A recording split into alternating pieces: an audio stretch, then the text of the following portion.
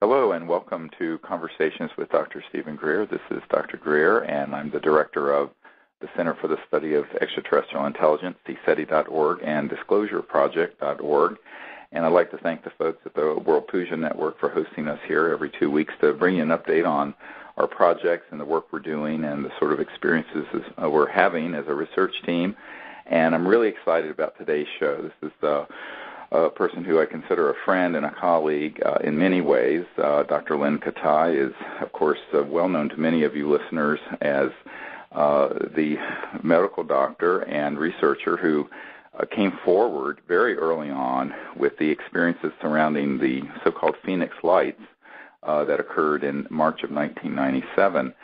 And a couple years ago, we had her at a conference that we held in Arizona, and she presented just amazing information. And a lot of it is really not known by the wider public about how that whole event unfolded, the kind of evidence that she got. But also, and since we're on the World Fusion Network, where everyone is aware of the science of consciousness and non-locality in time and space, the kind of contact that happened and how it was really a very deep, conscious level of contact during that entire episode, which is to this date one of the most mass witnessed and well-documented UFO sightings in history. So I'd like to welcome Dr. Kietei to the show. Thank you so much, Dr. Greer, Steve. I really appreciate it because, as you said, we have so much in common, and we really come from a very similar place of trying to be as scientific and as credible and professional with the data as possible. And actually, I stayed anonymous for 7 years trying to find the logical source and meaning for what I had witnessed and photographed actually 2 years prior to the mass sighting as well as during the mass sighting. My husband, who's also a physician, and I had a very close sighting to our home. We live mountainside in Paradise Valley, Arizona. It's actually mountains surround the Valley of the Sun. And we have a panoramic view of the city skyline. We're pretty high up in the mountain. And so we're quite familiar of what planes and helicopters we look at, the panoramic of the city, including Sky Harbor International Airport. So we see planes and helicopters and, of course, streetlights and car lights and all that we were very familiar with.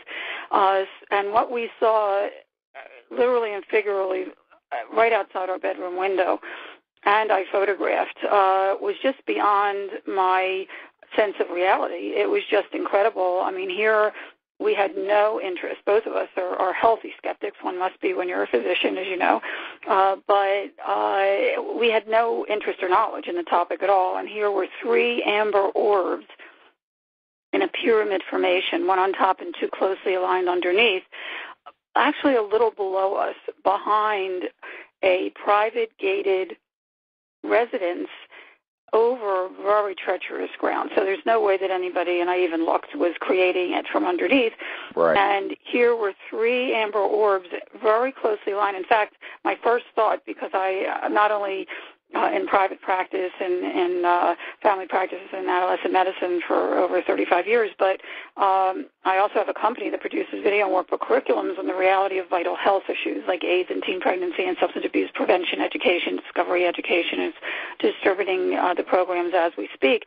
So my first thought was to grab my camera, but my video camera was downstairs. I didn't know how long it was going to last. And as you know, I mean, when someone has an extraordinary experience like this of something anomalous, and most things can be explained, there's a small percentage that cannot. And when you're looking at something that you have no idea exists on this earth, you're in awe. You don't move. You take it all in. And I really tried to take a mental moment.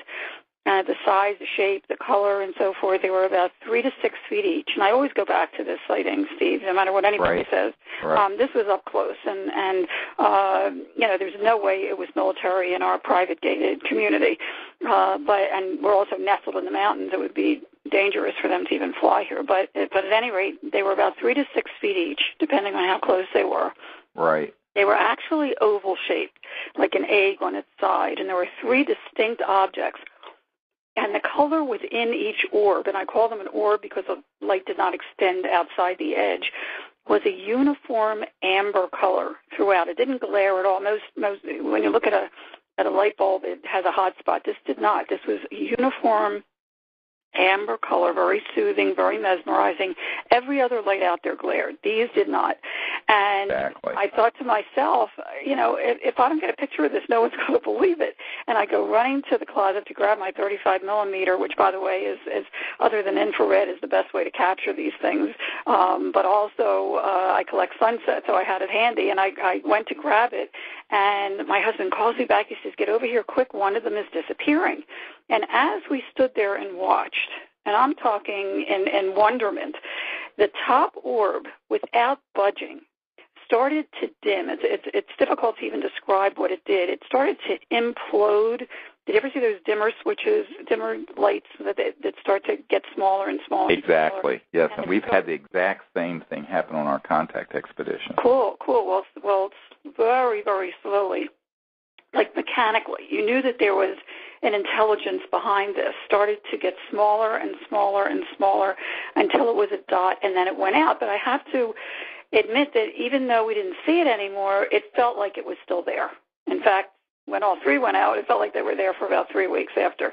But be that as it may, I stepped out on the balcony. I mean, where did it go? Another dimension, perhaps. But anyway, I stepped out on the balcony. I clicked a quick picture of the two lower orbs that were still there, and immediately noticed an eerie silence, as if time had stopped. It was just bizarre. And as intently as I'm watching these orbs, I have to tell you, and I didn't share this with anyone until after the mass sighting 2 years later, it felt like something was watching me. And going through my mind, I was thinking, who are you? What are you? Do you know that I'm here? I'd love to meet you. That's exactly what I was thinking. The next thing I remember, the left bottom orb started to dissipate, just like the top one did, getting smaller and smaller, and I quickly shot a picture of that. I don't remember anything else. I really vaguely recall maybe the last light going out. I don't remember going back inside. My husband was inside. I was outside on the balcony. I don't remember looking at the time. I just don't remember even going to bed. Right.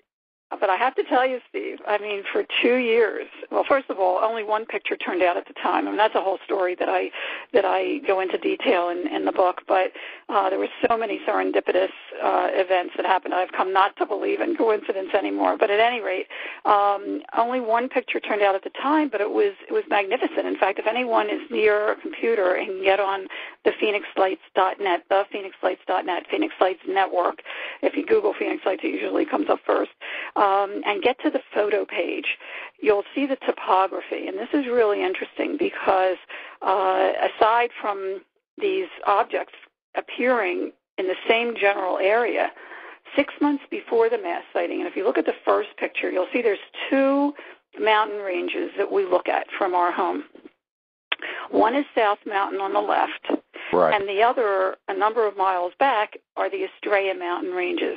Now, in between those two mountain ranges, and right where they intersect, and you can see that in the first picture there, is the Gila Bend Indian Reservation. Right. Now, I happened to be invited 6 months before the mass sighting. And by the way, I wondered for 2 years what this advanced technology was, and the only picture that I had at the time was the one that had the orb half disappeared and one still there, which was incredible. I mean, here I captured it in action, knew something really miraculous had happened, but I didn't even know who to show it to. I knew no one involved with the topic, and just wondered for 2 years what this advanced technology was doing outside our bedroom window. Anyway, 6 months before the mass sighting, I was invited to present my substance abuse prevention education program at the Gila Bend Indian Reservation School. They only have one school there. And I got friendly with the principal and some of the board members and so forth. They don't really talk to outsiders, but I helped them out. And after the mass sighting, I started to notice that, because I had more pictures come forward, and noticed that these phenomena kept popping up right where South Mountain and the Estrellas intersect. Right. So I called them up and I said, you know, in science we look for repeatability, and here I'm finding that these phenomena are occurring right around the same spot that your reservation is. Did you happen to see any strange lights on March 13th? Uh-huh. And they started to giggle. And I said, is that funny? And they said, are you kidding? Not only were they looking right up at them on March 13th, but they've been looking up at them for centuries. They call them sky people, light beings. It's part of their culture. In fact, the Estrellas got the name because the Spaniards that discovered the area heard all these history, and there's petroglyphs that actually are etched on South Mountain and the Estrellas that are identical to the footage and the video and the 35 millimeter that I've captured of these orbs in triangle formation and so forth. And well, we were just in Arizona at the Tonto National Forest, and we were up near New River about 2 months ago. And we had a contact team, where we had the most amazing contact that happened. And we hiked up to the top of a mountain in this 5 million acre Tonto National Forest. And on the top are these basalt, very old petroglyphs. And in those petroglyphs are these sort of symbols of what look like ET beings and other things that are there. And this is not a place where you would have had a village down by a river. This was a place where you would have gone up, and it's shaped like Silbury Hill. If you look at this mountain, it looks exactly like Silbury Hill in England, and it was clearly a place where they would go up to the sky. And I trust that there are many places. Contact. Right, exactly. Well, they actually call the Estrellas the gateway to the stars, and they believe that there is a portal or a gateway in that area. And when you look at my data, and I always say the data speaks for itself, but you have to look at it first.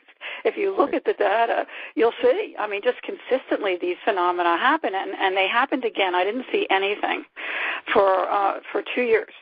And for almost 2 years. And 2 months before the mass sighting, this is really significant, Steve, because people don't know this unless they're familiar with my work. 2 months before the mass sighting, the lights appeared again. These orbs appeared again, huge, but at a distance. And they caught my attention immediately. One wall of our bedroom is a window, so anything that pops up out there, whether it's, fire or the hababs that we had or whatever they are, the dust storms, we get to see them firsthand. And when these lights started popping up in different formations, again, I don't know if it's a scientist in me or whatever, but I really felt compelled to document them again on film. The second night of which I happened to catch the exact same phenomena, mile-wide phenomena, that I would also capture on video during the mass sighting. But this is 2 months before, January 23rd, 1997. That's right. Head on, turning into a V. Now, if you look at the photo page, you'll notice the first picture there, I was shaking because I had seen three lights appear at about 8 o'clock. My husband was at a hospital board meeting at the time, and I noticed three lights, and I figured, enough, I'm going out and videotaping them, and I grabbed my video camera, and it was fully charged, by the way, and I got out to the front area, and I got about 18 seconds worth, and the battery went dead. That's right. And you know what happened? We were just at an event where we were in Florida, and we were having contact. When Pete, you see the videotape, you're not going to believe it, these orbs, but we're talking within 20 feet of us. Every single battery on site got zapped to zero. And well, there you go, but I had no idea. This is a known electromagnetic effect. Yeah. We've had this happen hundreds of times. There you go. We had 20-some people there on the beach with us at Marco Island, and these objects came from the Gulf of Mexico, and one actually launched from the Gulf and then landed in a grassy field where we were within 20 feet of where we were meditating and making contact. And suddenly everyone, this was nothing just one or two people saw, these brilliant lights began to come on and off, and all the electromagnetic systems that were out there, even things that were fully charged, had brand new batteries in them, started just going zap and went to almost zero, although we did get everything filmed. But that's a known phenomenon. Right, and actually it happens with pilots quite frequently, and I'll get to that because military jets were sent out on March 13th. I'll talk about that, and that actually happened. But at any rate, about a half hour later, after the battery went dead, I went inside, and by the time I got outside, it was gone. About a half hour later, about 8:30, my husband comes up the drive from his meeting, and I go outside, and I said, honey, remember I told you I saw three lights? And that was the first time I had seen them since 95. There were 3 lights in a row, equidistant from each other, far west. I said, well, about a half an hour ago, they were right in front of South Mountain, and I knew that they were in front of the mountain because there's red blinking lights on the mountain alerting planes coming into Sky Harbor, which is just north of the mountain range. Right, so they were below They were top. definitely lower, yes, definitely. But at any rate, I said they were right there, and as I'm pointing, Steve, they reappeared in the same spot. And I was like, whoa. I mean, I know that you've had experience like this, but at that point, it was like, gee, what is going on here? So I ran upstairs. I grabbed my 35 millimeter. And again, I've come not to believe in coincidence, and 35 millimeter is really an exemplary way to study and analyze these pictures because they're on a negative. But at any rate, I got out on the balcony. I'm ready to shoot the 3, and suddenly 6 lights across, massive span, over a mile wide, equidistant, totally equidistant, pop up above the 3. I was shaking. I mean, not having had an explanation for the sighting in 95, the close sighting in 95, and then having this gigantic thing appear out of nowhere, I thought, my goodness, what is this, a mothership or a fleet? And I started clicking away. Good. And I actually caught this head on, turning into a V shape, and you can see those pictures on the photo page on the phoenixlights.net website. And it was so unnerving, Steve, that I was tossing and turning all night, and by the morning it was like, okay, there must be a logical explanation for this. I'll just hunt it down. Somebody else had to see this. It was massive. So I called around. There's a long story to that I share. And I finally got a hold of air traffic controllers at Sky Harbor International Airport who saw the same thing at the same time. In fact, they were more excited than me. One of the fellows, who's a meteorologist, got on the phone first, and he's a really mellow guy, and the first thing he said, did you see the 6 lights that were taking from each other hovering in a formation last night at 8:30? I said, yes, that's why I'm calling. He says, well, actually, there were 3 at 8 o'clock. I said, I saw those too. Right. He said they looked on radar in both instances, did not show up on radar. Right. Which was alarming to them because it actually appeared in Class B restricted airspace. There's a 30-mile radius around the center of the airport where any aircraft that comes into that area, particularly 1,000 feet altitude as these phenomena were, must call into the tower, and no one did. So they immediately got their binoculars to look.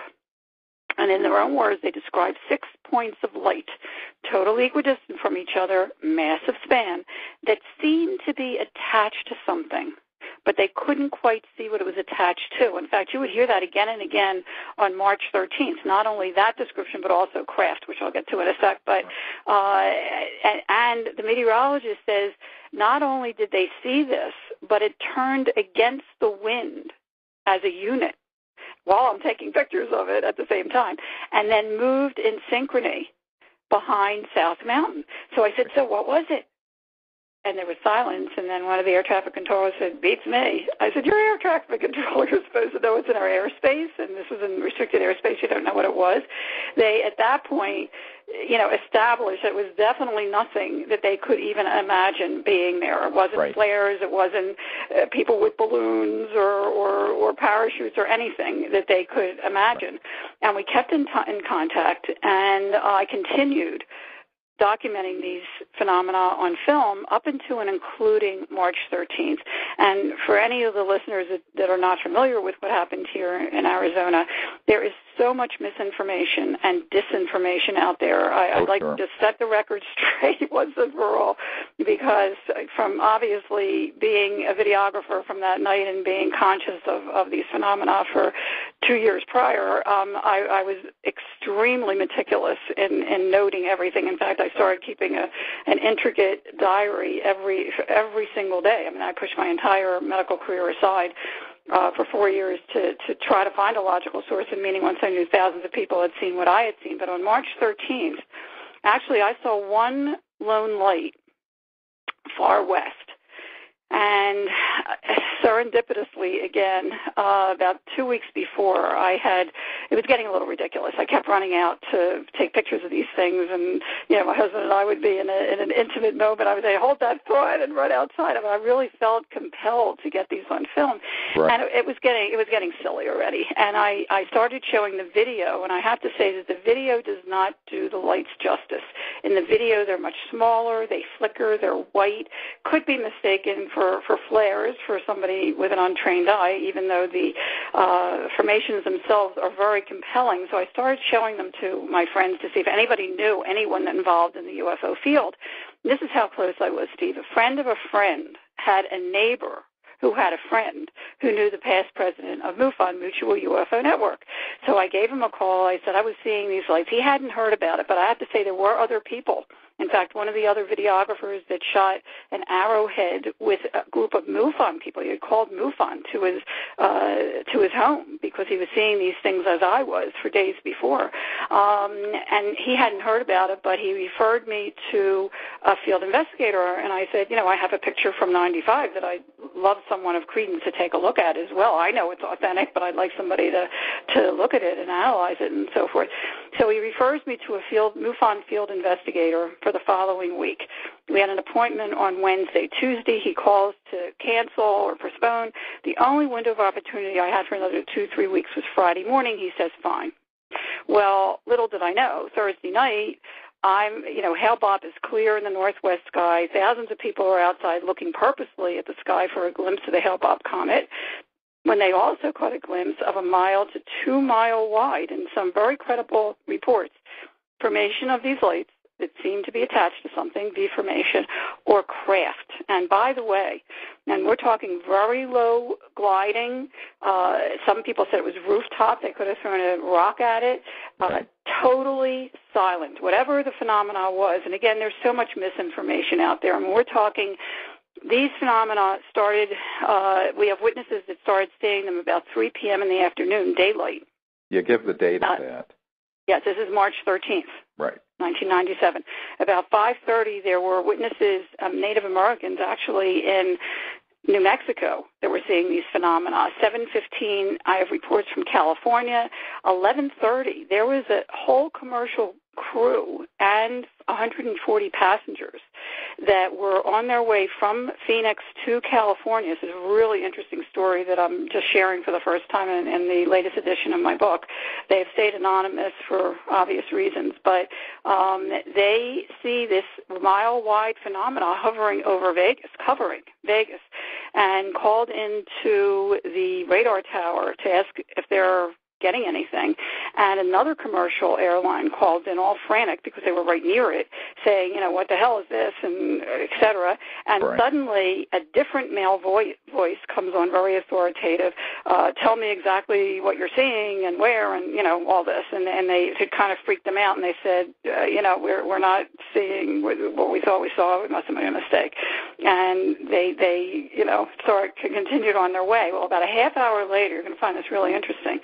And I'm sorry I'm getting off the track, but it's an interesting story. About a half hour later, they see, and they're at 30,000 feet, they see a bright light about a mile away and realize that it's a flare. And almost simultaneously, a military jet with afterburners on the opposite side of the plane going in the opposite direction goes right by them, even closer, and one of the pilots almost, jumped out of their chair, and they were freaked.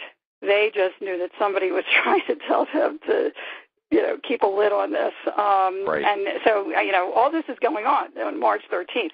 Also, about 3 a.m. the next morning, there was a call from an alleged crewman from Luke Air Force Base to the National UFO Reporting Center, Peter Davenport.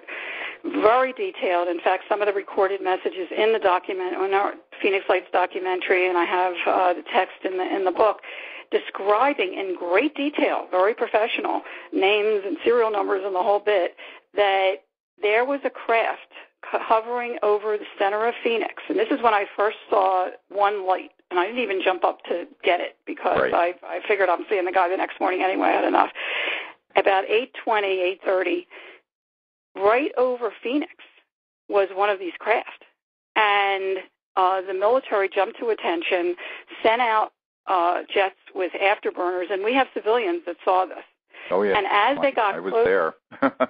Yeah, right. As they got closer, about a mile away, again, the instrumentation in their cockpit went haywire, and as they got even closer, the lights started to dim, and then the whole thing disappeared. And it freaked out one of the pilots. In fact, the crewman said that he was one of the people to help one of our pilots out of his aircraft because he was so shaken up by it. And then at 5:30 the next morning, by the way, there was a Boeing crew that reported to me that they actually saw one of these craft hovering over their tarmac at 5:30 when they were coming into work. So this is going on for many more hours than the media would have you believe. Right. So there's a lot of details, and I just want to kind of get to some, since we only have an hour, some bigger picture issues here. One of it is that there's a context in how all this was happening. Because, as you know, from talking to people on our contact team in Arizona, we had just been in Mexico just before this event happened, where we had been at Popo, the big 18,000-foot volcano outside Mexico City, where we had contact. And the photograph you have that's of the, looks like three amber golden in a sort of pyramid shape, that was hanging out right in front of a hillside when we were having contact, and it was there for literally 45 minutes without moving. In fact, we thought it had to be lights in it, but it wasn't. It was like this light like you've never seen, and it was all this contact. And it was this amazing conscious contact that was going on, and we had these light beams that literally moved right into our sight that you could see with the naked eye. After that happened, I had to come back. We were preparing to do the congressional briefings. If people go and look at the history of disclosureproject.org, before we came out public in 2001, in 97, I had organized a series of briefings for members of Congress. Right. So there were chairmen of committees there. There were top brass from the Pentagon.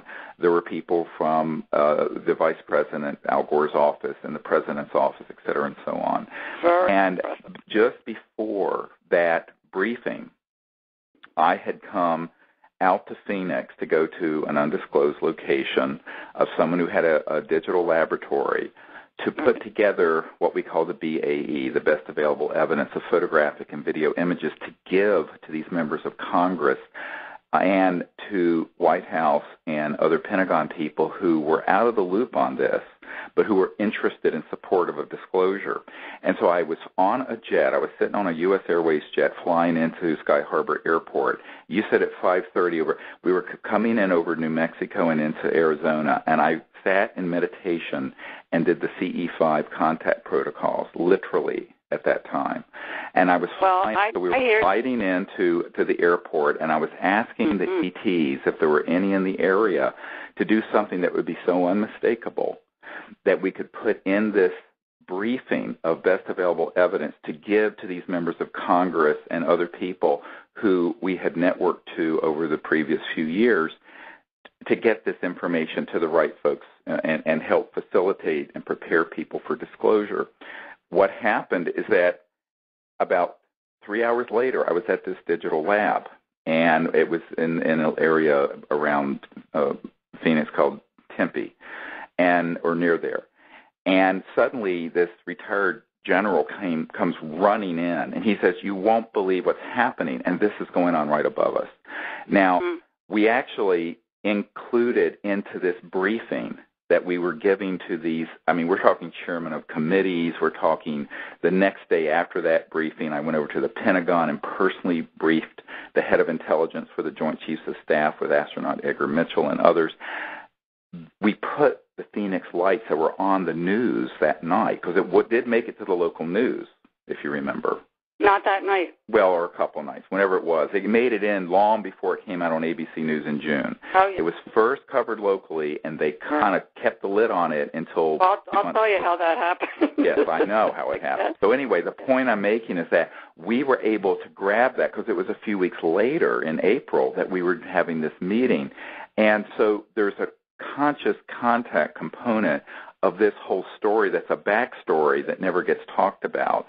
And well, I have to share that there's even more to that, Steve, that I think you'll really appreciate, because not only were there a number of different crafts, and by the way, if anybody gets on the website and looks at the GAP page, Geospatial Animation Project, it's really important to note that there was a parade throughout the state of multiple things happening. Not only did people see these orbs detach from the main object, go out into the environment, and then redock with it, and there were a number of people that saw this, which may be what happened in 95 to my husband and I, because when you look at those photos, and like I said, the data speaks for itself, it's there.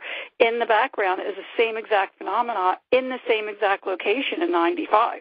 right. which is unbelievable. But in the meantime, there was a 12-year compilation of hundreds of reports from the UFO Reporting Center in Seattle, Washington, the National UFO Reporting Center, Village Labs, which is a clearinghouse locally, Arizona MUFON, and then Councilwoman Vice Mayor Frances Barwood, who, by the way, was the only elected official who months later in May simply asked, she didn't see it, but she simply asked because her constituents were just in awe that there wasn't, and actually horrified that there wasn't any kind of investigation, which we'll get to in a second. But at any rate, hundreds of reports to show, and they were compiled by investigators and illustrated on the website. Larry Lowe did a beautiful job illustrating the 8 or 9 different craft that people described. Now, whether it was one craft that could morph into looking differently, and I'm talking very differently because, and this is really important, not only did some of them split in two, there's one of them that has, it's a giant V shape, that each light is 3 lights. I found in my inquiry after the mass sighting that 1 month before our mass sighting, on February 19th, 1997, and there's 2 videos that civilians captured that are identical to what two different craft that people were seeing here throughout Arizona. One of them, it's just miraculous. So, in fact, we have it on the cover of or the latest edition of our documentary, because it just blew me away that there was a similar mass sighting 2 months before ours. And I had no idea, by the way, that this was happening worldwide until a week after the mass sighting. Anyway, I walk in the next morning. Well, let me go back a second. At 8:20, I saw one lone light. About a half hour later, a little after 9 o'clock, I see one lone light far south. And it got my attention because it was in a totally different part of the sky. Usually they would show up in about the same area. But I noted the time, and that's when people were actually seeing these phenomena in Tucson, 2 hours south of Phoenix. Right. About 10 o'clock, it was, they usually do the advertisements about 10 o'clock.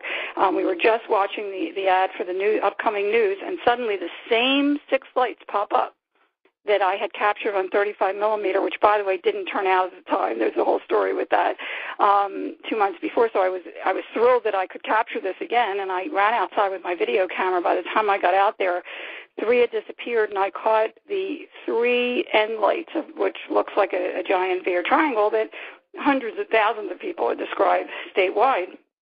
And I was thrilled that I had captured something, walk into this guy's house the very next morning.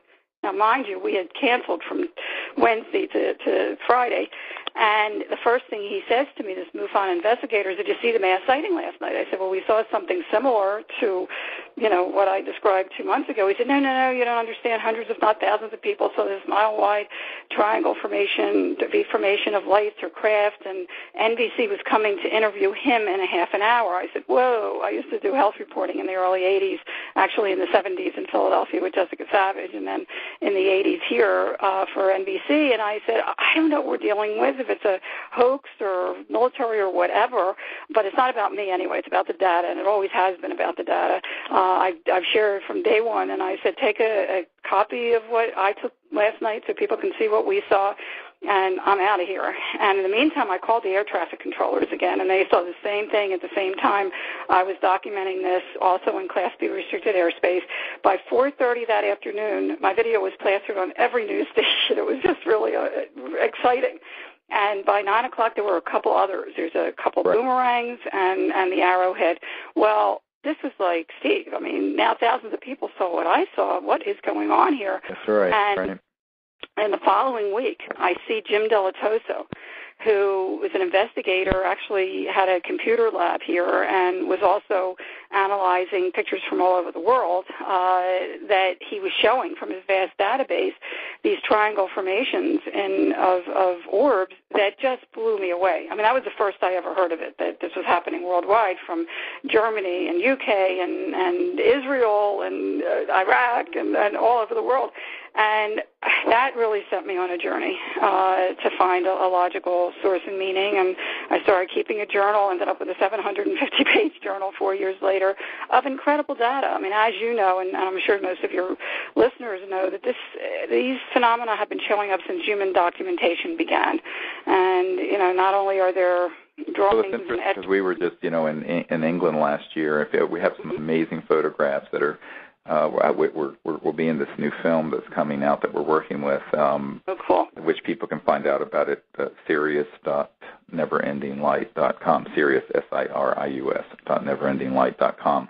And in this, when we were in England, there's a place there near Alton Barnes where there have been a lot of the most amazing crop circles that have appeared over the years. And there's a hill called Golden Ball Hill, and there's also one called Shield Hill. So back in the Roman and even Celtic times, people would see these golden amber orbs and spheres.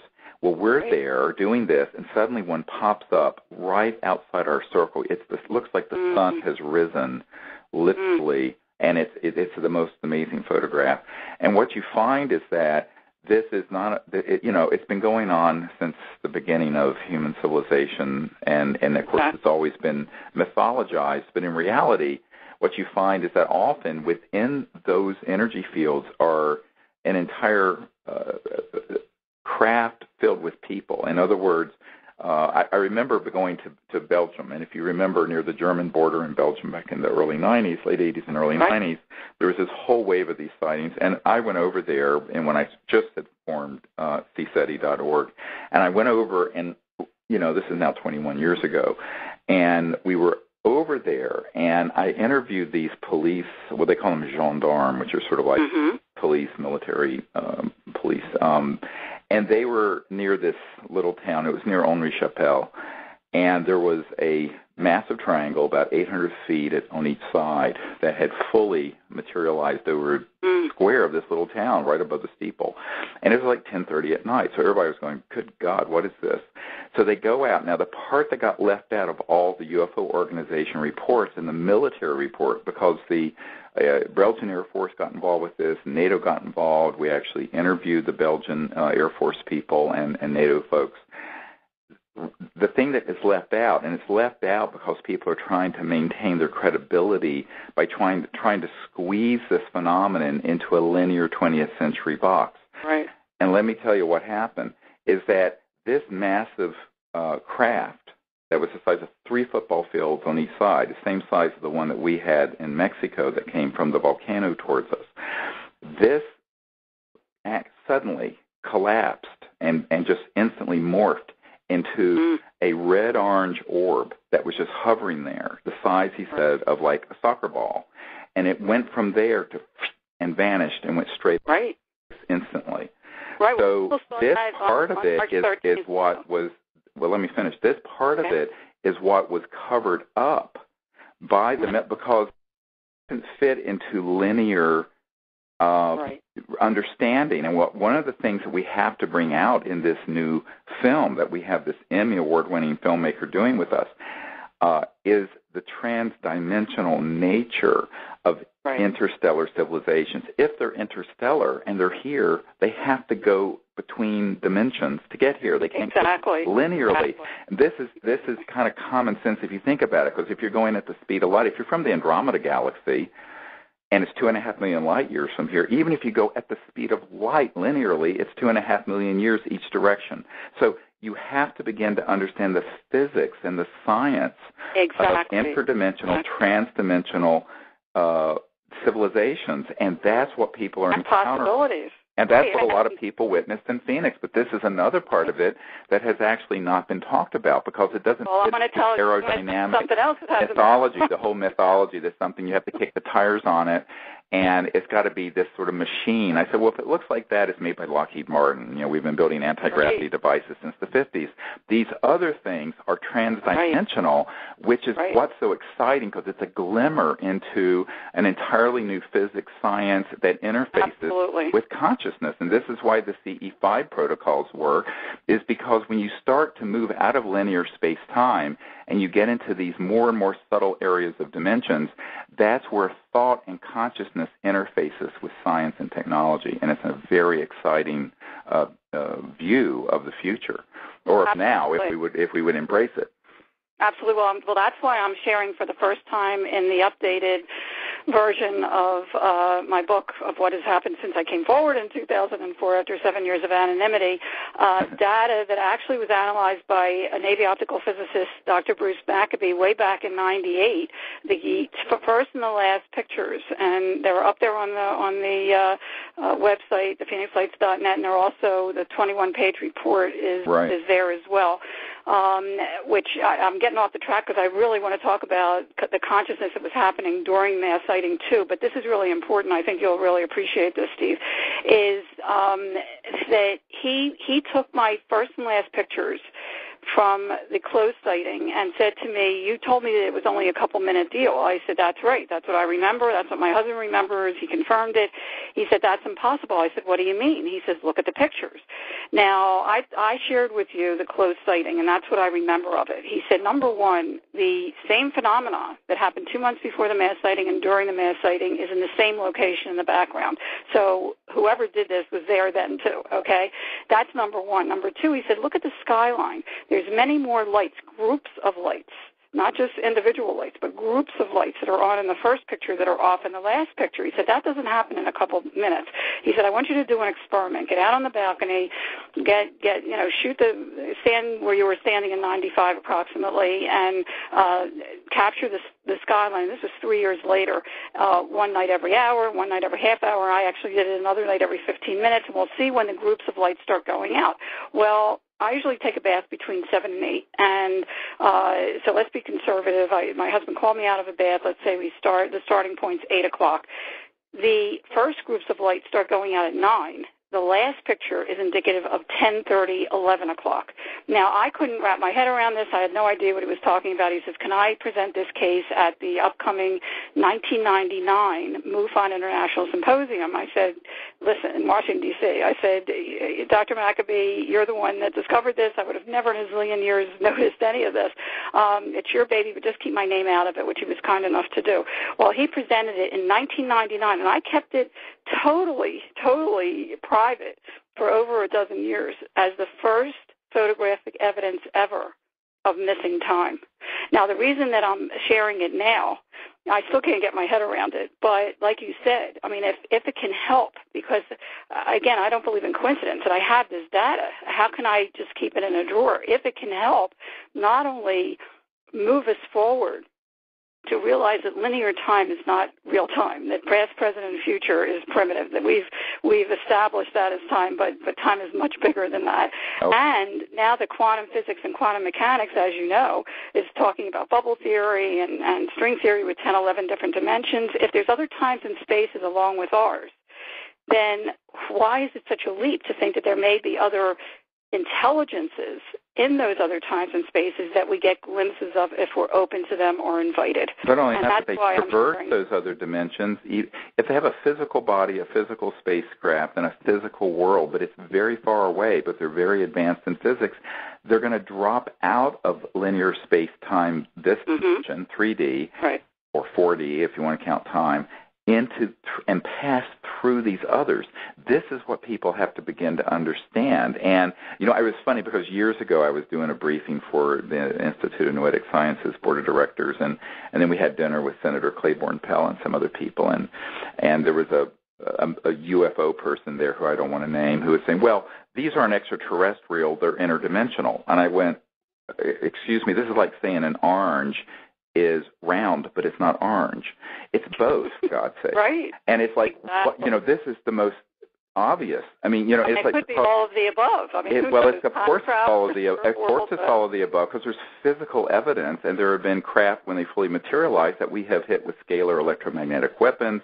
I have multiple military people on my team who have actually handled the materiel and the dead ET bodies, and yet when they're in this high physics mode of functioning, they go interdimensional or transdimensional. And, of course, they would have to. Moreover, if that is their operating system, let's just call it like we have a computer operating system, if that's their operative paradigm, they could be outside your window, exactly, but not fully materialized three-dimensional, and all you're going to see is this orb-like or plasma-like energy field, and it can be very subtle or very pronounced. It may be able to be photographed. It may not. It may appear on radar, or it may not, because the materiality of it, if we can call it that, is dependent on, it's just like you said earlier, a rheostat, a dimmer switch, where it can be moved further into this dimension or further out into these trans-dimensional energy forms. And that is something that is so key for people to understand when they're having the kind of experiences that you have. Right. And right, and that's why I'm so glad, and I appreciate you letting me share it, because not only that, if you get on the photo page, again, the last two pictures of sunsets, I collect sunsets, and I had like 5 rolls of film in 2000, November and December, on 2 different rolls. And right, I saw those. I did not see what is in the negative in either time. But in the negative, there's a rod, cigar-shaped objects in the same spot in 2 different months. So they're there. We just don't get to see them again unless we're open to them or invited. And on March 13th, I want to just get back to that for a second, because I think you'll appreciate this as well. Not only, with the 8 or 9 different craft and the lights that seemed to be attached to something, or there was a force field in between. I mean, it was a parade happening throughout the state. And that's what the investigators here that have been studying this for 15 years believe as well, that these phenomena could morph and look differently. And there were a number of different things happening, and even the perspective from where the person was standing. But I have to tell you, which was really one side of this whole picture that is never talked about, and this doesn't happen with flares, or we didn't even get into that discussion how that came out, but flares or blimps or whatever, is that in real time, now 6 months before the mass sighting, the movie Independence Day came out. And we address this in the documentary. We are so inundated with fear, and threat that, Dr. Gary Schwartz, who's the head of the Consciousness Study Department at the University of Arizona, makes a very poignant statement in the documentary. He said, if you're afraid of something and you see something you're afraid of, how do you think you're going to react? Right. So kids were scared. They were jumping up and down. When they saw this mile-wide formation of lights coming towards them, they were jumping up and down, Independence Day, Independence Day. But as it got closer, not only children, but adults as well, a calmness came over them. Correct. A connectedness to the phenomena. Right. In fact, there has not been one report, not one, Steve, in 15 years of harm, threat, or abduction associated with the Phoenix Lights. I can't speak for other things, but there is not one report. It's the total opposite. People were in awe and wonder. People still say that it was miraculous and that they feel blessed that they had this experience. And actually, as the phenomena passed right over their heads, and some people, it was right above them. I mean, they literally, we have a couple of witnesses in a pilot in the documentary. The wells, the giant wells, they call them, or canisters of light, were right above them. And as this is happening, they felt a connection to the phenomena, and some of them even had telepathic messages telling them to stay calm and that it wasn't here to hurt them. So there was a lot going on, and like I said, that doesn't happen with flares. No, exactly. And the other thing is that this is so true because, you look at, in the last 2 years, there's been something like 18 terrifying movies that have come out of Hollywood, from Battle Los Angeles to whatever. Right. And about $2 billion have been spent on this psychological warfare rubbish coming out of Hollywood.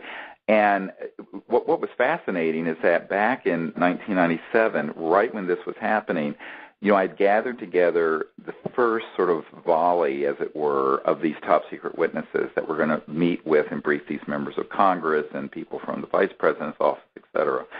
And one of the people who was there was a man who had sat on an interagency committee back in the 70s, 74. And he was what he was going to say, but the intelligence community took him out of the hotel that we had us all staying at, the West End Hotel in Georgetown in D.C. the night before these meetings, because they did not want him to share what I'm about to tell everyone. And he was going to tell all these members of Congress, and some of the people there were chairmen of committees, by the way, and oversight committees for the U.S. government. He was going to tell them that he was on an interagency board and that he could confirm what Carol Rosin was told by Werner von Braun, who invented the Hitler V-2 rocket, and that is that they had these anti-gravity devices that were man-made and creatures that look like aliens but aren't. They're completely robotic kind of things like grays and whatnot.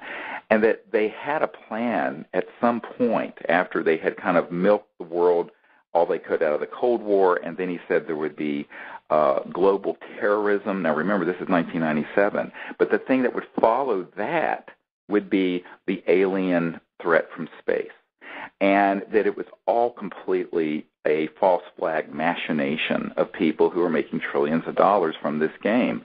And he was going to testify about the fact that even when he was involved in these committees back in 1974, that it was fully operational, that they could launch a hoaxed alien invasion type scenario and it would fool everyone. And so one of the problems with this is that, you know, the real ET contact experiences are like what you've just described, but there's a whole lot of disinformation out there that's designed to just scare the hell out of people, but you have to ask who benefits from that fear. Well, it's the same people who've been keeping this secret for 60 years, and as Eisenhower said, beware the military-industrial complex, and there are classified programs that really do want to focus the world not just on, you know, an East-West conflict, but eventually, like the movie Independence Day, where, you know, Will Smith says, let's go kick alien butt, sort of unite the world around a military junta to have interplanetary war. And Douglas MacArthur, his last speech to the country, General MacArthur's last speech to Congress, he said World War III will be interplanetary. So this machination and ridiculous scenario has been in the works for 50 years. And I think that one of the important things for people to know is that this fraud has got to be exposed for what it is. And, I can't... people are being totally manipulated, and Hollywood, and also, I hate to say it, about 90% of the UFO subculture is complicit either wittingly or unwittingly. And this is a very, very dangerous game that's being played because we really can't trade one threat from the Cold War or a terrorist scenario for an alien threat that just keeps this fire burning indefinitely. And I think people have got to awaken to how easy it is for people to be deceived, and that we cannot allow ourselves to be deceived any longer.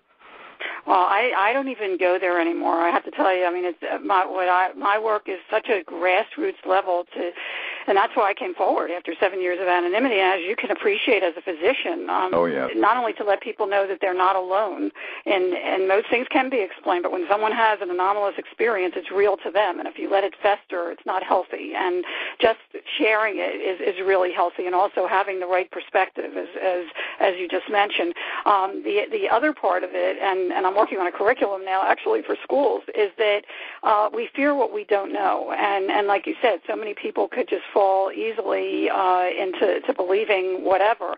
And that's why it's important to study the data and to really look at what really happened here in Arizona, because there is so much data. In fact, some of the witnesses, I know we don't have time today, I hope we can revisit this, but some of the witnesses shared with me that they had near-death experiences as children that was reawakened by the mass sighting. And I found that really curious because I did too. And I go into detail in my book, The Phoenix Lights, A Skeptic's Discovery That We Are Not Alone, and share my near-death experience. But what was really poignant to me personally is I thought, geez, could there be a connection? And this really gets into the whole consciousness thing, not only in real time where people changed miraculously into a positive connectedness with these phenomena, but long term, I mean, people changed their eating habits, went into the environmental movement, the peace movement. I really woke up to the fact that we're not alone in this universe. But at any rate, when people were mentioning to me that they had this near-death experience, I thought, could there be a connection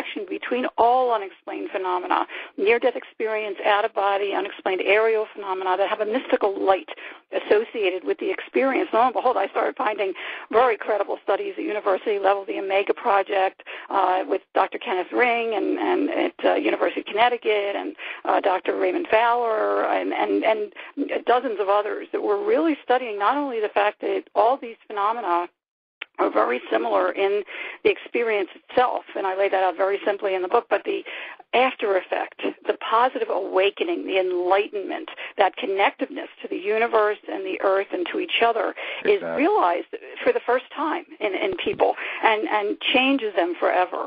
So it's really important to look at that aspect too when you're talking about a real anomalous experience. And I started calling all unexplained phenomena ups and up because they aren't up, because it is so positive and so life-altering. And, we have a choice of whether we want to experience it or not, or learn about it. And you can have that positive transformation by just reading and learning about it. I just urge people to take a look at the data, because it really is profound and important. And now I'm working on a curriculum called Out of the Box for 5th to 12th grade, because there is nothing, Steve, absolutely nothing in our classroom. And that's actually and that's really an important point. We have a man on our team who's been teaching college-age students about this, and he's been using the disclosure book as a sort of a textbook for them.